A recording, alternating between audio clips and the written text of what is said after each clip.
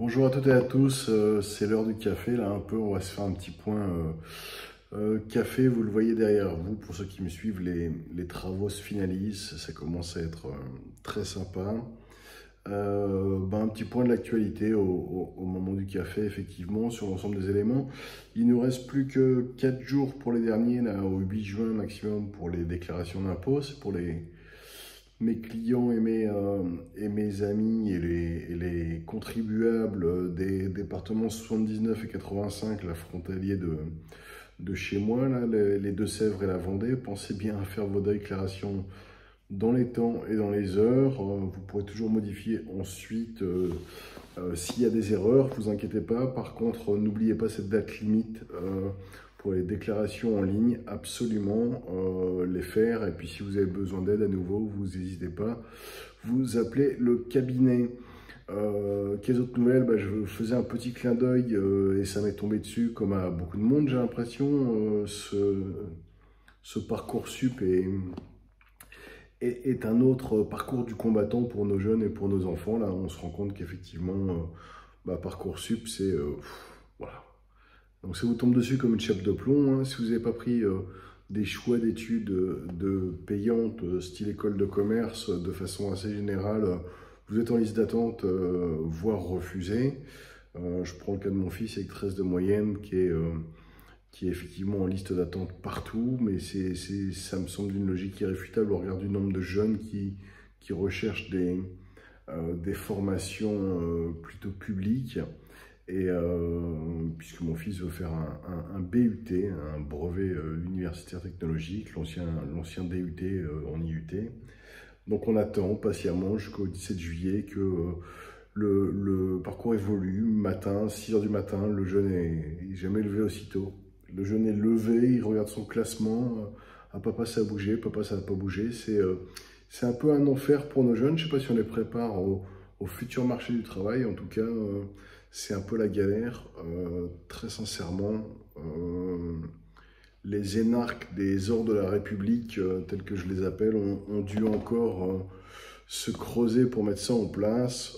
Ça a sûrement des mérites, mais ça mène aux jeunes dans des situations où effectivement, ils se posent beaucoup de questions quand même, et ça ne les met pas dans des situations très positives, il me semble. Bon.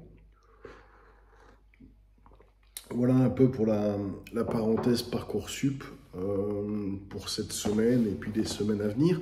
Je vous l'ai dit au cabinet, moi j'ai Thomas qui est là depuis 3 semaines maintenant en stage. Ça fait partie du plaisir de la création d'entreprise. Thomas est mon premier, alors c'est pas un salarié, mais voilà. J'ai fait le choix il avait besoin de trouver un stage. Le cabinet est encore en toute jeune création, puisqu'il date de janvier. Mais Thomas avait aussi besoin d'un stage, donc on a fait en sorte ensemble de définir le contour de ce stage dans les conditions un peu particulières d'une jeune création. L'avantage, comme lui a dit son prof, c'est pour lui de voir la création d'un jeune cabinet en gestion de patrimoine.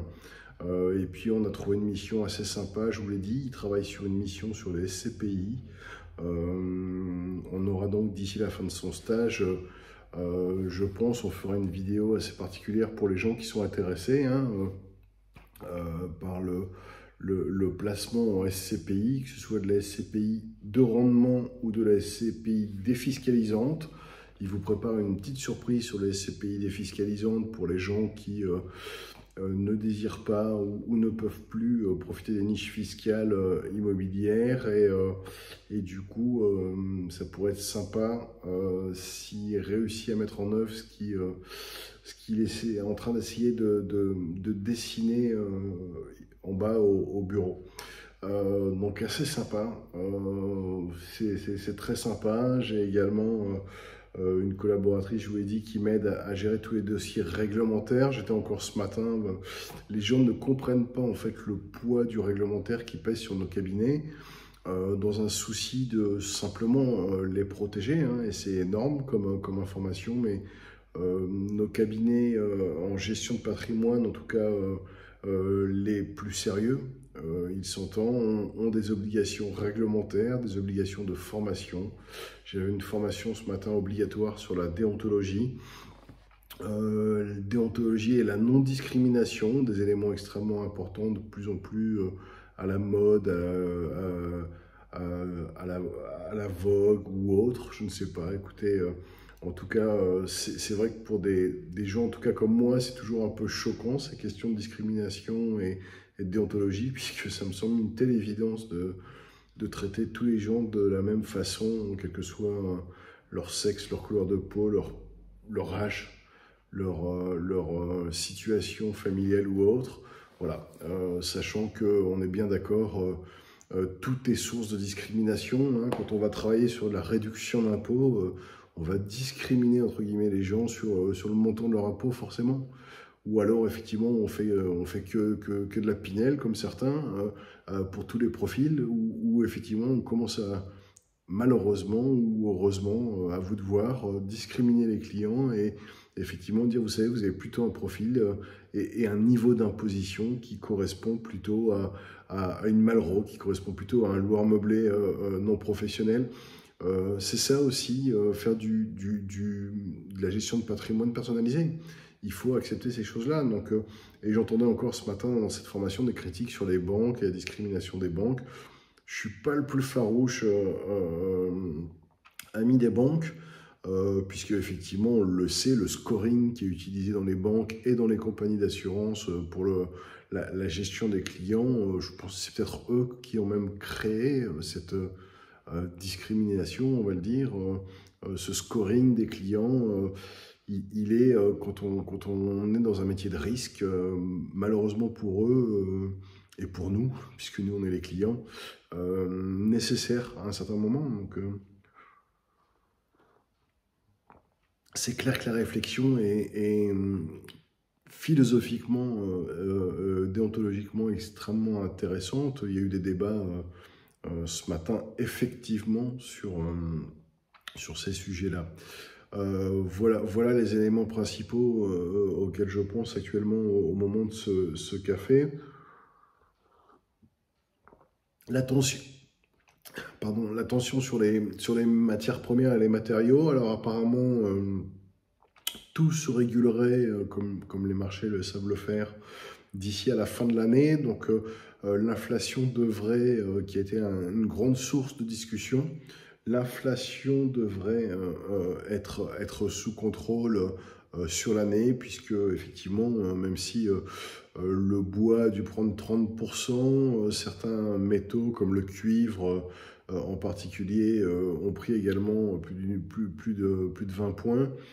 Tout ça devrait rentrer dans l'ordre, les producteurs vont se remettre à niveau en termes de régulation des matières, et les artisans et les entrepreneurs vont pouvoir recommencer les travaux, puisque ce qui nous préoccupe ici va être effectivement l'immobilier et le bâtiment. Alors effectivement, le prix aussi également des matières pour l'évolution des marchés financiers.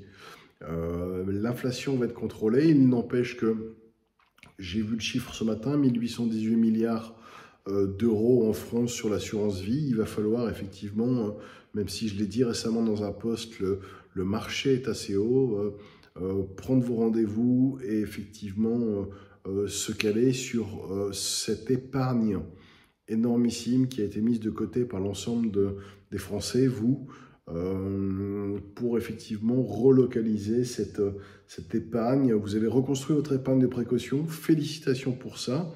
Vous voyez, toute crise a un mal, de la même façon le monde se régule, donc ce monde a permis effectivement de vous recaler votre épargne de précaution. C'est parfait, restez entre 3 et 6 mois d'épargne de précaution pour vos projets et vos coups de cœur et vos dépenses impromptues. Et puis le reste, ne le gardez pas en épargne de précaution, placez-le pour aller chercher de la performance. Préparez ça avec vos conseillers en gestion de patrimoine, préparez effectivement l'avenir pour vous, pour vos enfants, pour leurs études. À chaque cycle de vie correspond effectivement une phase. À 40, 50 ans, c'est le financement des études des enfants qu'il faut à 40 ans plutôt préparer, à 50 ans plutôt commencer à préparer l'avenir et votre retraite. Chaque phase est accompagnée de préférence par un conseiller en gestion de patrimoine. Pourquoi je vous dis ça? Pour une simple raison, vous le savez, hein, mon petit l'instant Darwin. L'instant Darwin, on va l'appeler. Je suis très présent sur le réseau, je suis dans des nouveaux groupes d'investissement immobilier en particulier, et j'y vois, comme d'habitude, énormément de questions de gens qui se retrouvent, en particulier à ces moments de déclaration d'impôt, dans des situations où là, pourquoi je dois payer autant d'impôts sur mes revenus fonciers? Bah oui, écoutez, un revenu foncier dans une solution qui a été montée sans conseil, sans accompagnement, en se disant ouais c'est facile, j'ai une opportunité, va vous générer une base de revenus plus importante et des prélèvements sociaux. Dans beaucoup de cas, les gens qui sont en mesure d'investir dans ces investissements locatifs, c'est des gens qui sont avec des TMI minimum de 30 points, 30 points plus 17,2 de prélèvements sociaux, la moitié de vos revenus fonciers. Si vous le faites comme ça, au lever du coude sur un coin de table, votre investissement, la moitié de vos revenus partiront en prélèvements sociaux et en impôts. Il faut effectivement faire attention à cela avant, puisque après, les solutions sont au nombre de deux globalement. Créer du travaux et créer de la charge sur vos investissements. Il y a un moment où vous ne pouvez pas créer de la charge pour créer de la charge. Et si vous faites des travaux, c'est pour améliorer votre investissement, votre patrimoine. Vous ne pouvez pas vous amuser toute votre vie à faire ça. L'autre solution, c'est de le passer en loueur meublé. Mais vous avez un petit détail qui s'appelle le locataire. Et on ne peut pas s'amuser à faire n'importe quoi avec un bail actif. Donc, je le sais, je l'ai vécu encore assez récemment. Le client français n'aime pas payer des honoraires, veut bien être conseillé, et on le voit dans tous ces réseaux et tous ces groupes sociaux. C'est un mal français. On ne veut pas payer pour un conseil. D'accord? C'est une absurdité. Dans le même temps, nous autres conseillers en gestion de patrimoine, le monde nous l'annonce, nos revenus futurs dans les 5 à 10 ans doivent être globalement désormais à 100% fixés d'honoraires et non plus de commission ou de rétrocommission des différents producteurs. C'est encore le cas aujourd'hui pour une simple raison aussi, cette particularité du marché français qui fait que les investisseurs n'acceptent pas de payer des honoraires de conseil. C'est une absurdité, c'est un mal français et c'est pas forcément lié à une problématique de revenus des personnes qui refusent de payer. D'accord? C'est comme ça. Voilà. En France, on veut du conseil et on ne veut pas les payer. Je l'ai vécu de la même façon dans le monde professionnel. Très souvent, voilà, on accepte les conseils, mais on ne veut pas les payer. C'est un tort. C'est un tort très, très français à nouveau. Mais ces mentalités-là, comme le reste, je pense, vont changer. On le voit, les mentalités des gens changent. L'épargne est en train de transiter rapidement vers des supports autres que les supports sécuritaires. Les gens acceptent d'investir dans des unités de compte et commencent à faire des placements en PEA, en compte titre, un peu partout, puisqu'ils ont compris la nécessité de se créer effectivement des revenus à rendement plus intéressant, malgré le risque. Et ça, vous ne pouvez le faire qu'avec un bon conseil. Alors oui, vous pouvez le faire tout seul, mais à vous mordre les dents et aller sur les sites ensuite et dire « Aidez-moi, j'ai un souci parce que je paie trop d'impôts, aidez-moi, j'ai un souci parce que je ne sais pas comment en sortir ». Ne faites pas ça, veillez à avoir le bon conseiller qui, en toute transparence, vous indiquera « Voilà ce qu'il faut faire ». D'accord ? C'est sa responsabilité qui est engagée à lui également, mais vous avez cette couverture et en toute transparence, vous posez toutes vos questions avant, pas après, de préférence, avant de faire vos investissements. Voilà un peu l'ensemble des soucis. Sinon, écoutez, dans les nouvelles du jour, pour être un peu plus gai, j'ai une grosse pensée pour ma fille Chloé, là, qui est dans son stage, qui s'éclate. Ça fait plaisir de voir des jeunes de 20 ans qui s'éclatent, comme ça fait plaisir de voir Thomas en bas, là, qui se fait plaisir sur ce stage-là, je crois. Vous serez amené à le voir à l'avenir, je pense, s'il le veut. Et puis, donc une pensée pour ma fille qui s'éclate, qui fait pour une marque qui va être de plus en plus connue, toute la partie communication photo, ce qu'elle aime. Et du coup, bah, je te félicite ma chérie, je suis très fier de ce que tu fais. Pour mon fils, bah, je te souhaite le meilleur sur ce Parcoursup maudit, qui est vraiment une très mauvaise plaisanterie de la part de ces gouvernants qui entrent, tiens, petite parenthèse politique, en période électorale, donc on va en entendre encore des promesses pendant quelques semaines.